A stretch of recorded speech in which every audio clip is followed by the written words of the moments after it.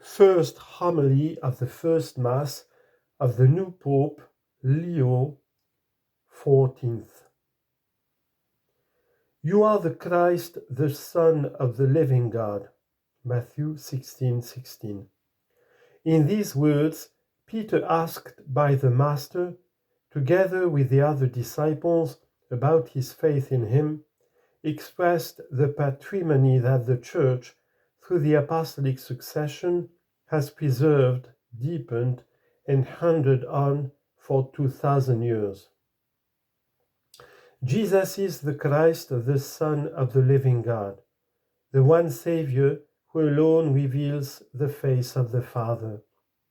In him, God, in order to make himself close and accessible to men and women, revealed himself to us in the trusting eyes of a child, in the lively mind of a young person, and in the mature features of a man. Finally, appearing to his disciples after the resurrection with his glorious body. He thus showed us a model of human holiness that we can all imitate, together with the promise of an eternal destiny that transcends all our limits and abilities. Peter, in his response, understands both of these things, the gift of God and the path to follow in order to allow himself to be changed by that gift. There are two inseparable aspects of salvation entrusted to the Church to be proclaimed for the good of the human race. Indeed, they are entrusted to us, who were chosen by him before we were formed in our mother's wombs. See Jeremiah 1:5. Reborn in the waters of baptism, and surpassing our limitations, and with no merit of our own, brought here and sent forth from here, so that the gospel might be proclaimed to every creature. Mark 16:15. In a particular way, God has called me by your election to succeed the Prince of the Apostles, and has entrusted this treasure to me, so that with his help I may be its faithful administrator. 1 Corinthians 4:2. For the sake of the entire mystical body of the Church. He has done so in order that she may be ever more fully a city set on a hill. Revelation 21:10. An ark of salvation sailing through the waters of history, and a beacon that illumines the dark nights of this world. And this not so much through the magnificence of her structures or the grandeur of her buildings, like the monuments among which we find ourselves, but rather through the holiness of her members. For we are the people whom God has chosen as his own, so that we may declare the wonderful deeds of him who called us out of darkness into his marvelous light. 1 Peter 2:9. Peter, however, makes his profession of faith in reply to a specific question. Who do people say that the Son of Man is? The question is not insignificant. It concerns an essential aspect of our ministry, namely the world in which we live, with its limitations and its potential, its questions and its convictions. Who do people say that the Son of Man is? If we reflect on the scene we are considering, we might find two possible answers which characterize two different attitudes. First, there is the world's response. Matthew tells us that this conversation between Jesus and his disciples takes place in the beautiful town of Caesarea Philippi, filled with luxurious palaces, set in a magnificent natural landscape at the foot of Mount Hermon, but also a place of cool power plays and the scene of betrayals and infidelity. This setting speaks to us of a world that considers Jesus a completely insignificant person, at best someone with an unusual and striking way of speaking and acting.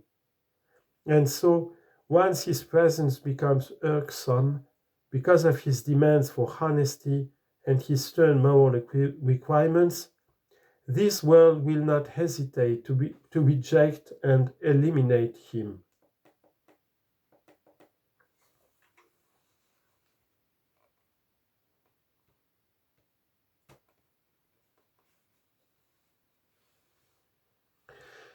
Then there is the other possible response to Jesus' question, that of ordinary people. For them, the Nazarene is not a charlatan, but an upright man who has courage, who speaks well and says the right things, like other great prophets in the history of Israel. That is why they follow him, at least for as long as they can do so, without too much risk or inconvenience. Yet to them he is only a man, and therefore in times of danger, during his passion, they too abandon him and depart disappointed. What is striking about these two attitudes is their relevance today. They embody notions that we could easily find on the lips of many men and women in our own time, even if, while essentially identical, they are expressed in different language. Even today, there are many settings in which the Christian faith is considered absurd, meant for the weak and unintelligent. Settings where other securities are preferred, like technology, money, success, power, or pleasure. These are contexts where it is not easy to preach the gospel and bear witness to its truth, where believers are mocked, opposed, despised, or at best tolerated and pitied. Yet, precisely for this reason, they are the places where our missionary outreach is desperately needed.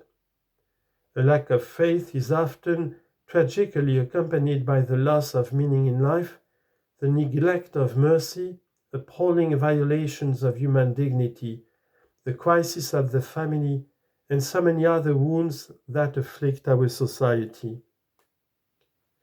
Today, too, there are many settings in which Jesus, although appreciated as a man, is reduced to a kind of charismatic leader or superman.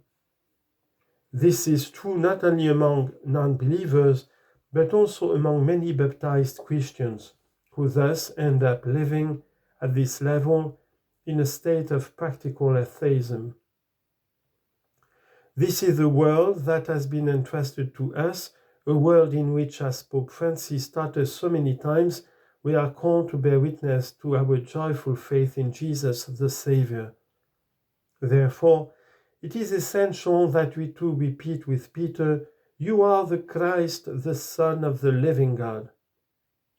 It is essential to do this first of all in our personal relationship with the Lord, in our commitment to a daily journey of conversion.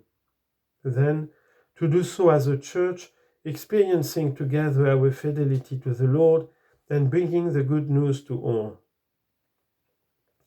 I say this first of all to myself, as the successor of Peter, as I begin my mission as Bishop of Rome, and according to the well-known expression of St. Ignatius of Antioch, I am called to preside in charity over the universal church.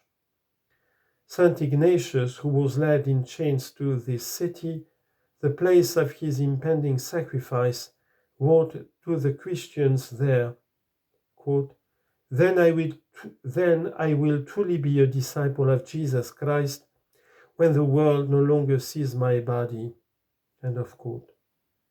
Ignatius was speaking about being devoured by wild beasts in the arena, and so it happened, but his words apply more generally to an indispensable commitment for all those in the church who exercise a ministry of authority. It is to move aside so that Christ may remain, to make oneself small, so that he may be known and glorified. John chapter 3, verse 30. To spend oneself to the utmost, so that all may have the opportunity to know and love him. May God grant me this grace, today and always, through the loving intercession of Mary, Mother of the Church.